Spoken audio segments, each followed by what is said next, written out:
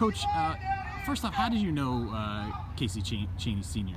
Well, it all starts back when I was around 7 or 8 years old. I can remember him coming to my house, and basically my mother telling him, between my little brother and I, that she would love for us to play actually t-ball, but wasn't able to come up with the funds to have both of us gloves and both of us cleats.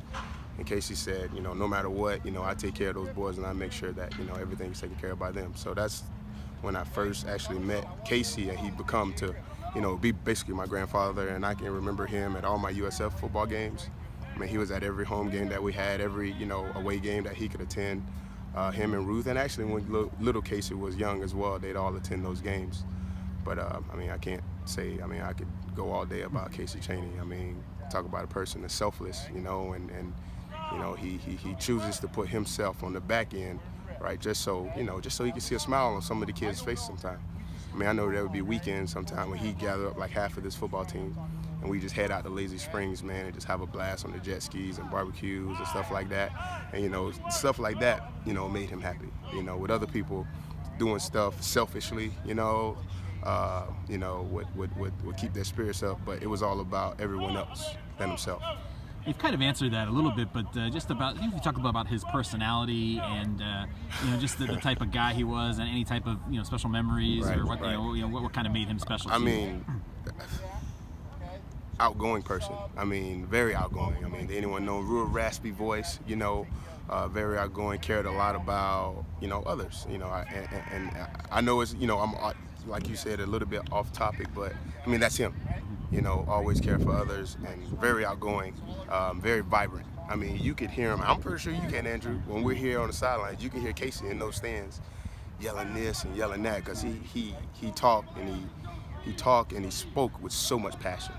And when you think of Immokalee football, you think of Casey Chaney, without a doubt. And when you guys lost him, I'm sure there was a huge void, and that had to be, obviously, devastating for Casey and his family, but I'm sure for you and many others on the team. How'd you guys kind of, overcome that and kind of deal with that? Yeah. Was football a pretty big help at that point? Well, to be honest, we're still dealing with it now. I mean, when I tell you Casey was a big part, I mean, every weekend he'd have something dealing with the kids that he do. And even in practices, when you're here, Casey's right out here in the stands watching us practice. He just loved being around this atmosphere, and loved the fact that Casey's here in Immokalee, because previously he was in LaBelle playing football there. But just when Casey's around, everyone knew Big Casey. He was known as Big Casey. And you can go, just about every other person here in Immokalee knows Casey. Knows Casey's that raspy, that very wears his heart on his shoulder type of guy. And once again, finally, for your relationship, that shows a lot. That he got involved in your life personally and kind of stayed involved. Even though you guys weren't blood. Like, what if you can expound upon that. What type of special person that takes to do that type of thing. Yeah. I mean, like I said, I can go on by him. Excuse me. Like he was. Oh, I'm sorry, man. No. Yeah, it's